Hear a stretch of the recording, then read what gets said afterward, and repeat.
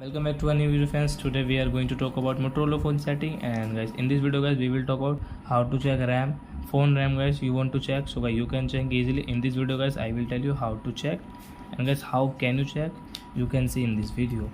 So first of all guys I want to tell you, if you're new in my channel and you are watching my video first time, so first of all go and subscribe my channel, click the bell icon and like my videos. So guys now let's start video. First of all open your phone setting to check RAM.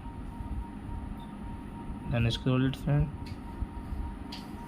After that guys you will have to come in about phone, this about phone setting guys. So we will click here,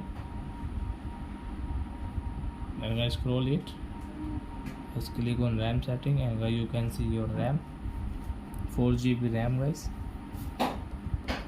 So I hope friends you have understood how to check RAM in Motorola phone. So that's it guys, thank you for watching my video guys. Now we will meet our next video with new topic. Before guys please go and like and subscribe my channel.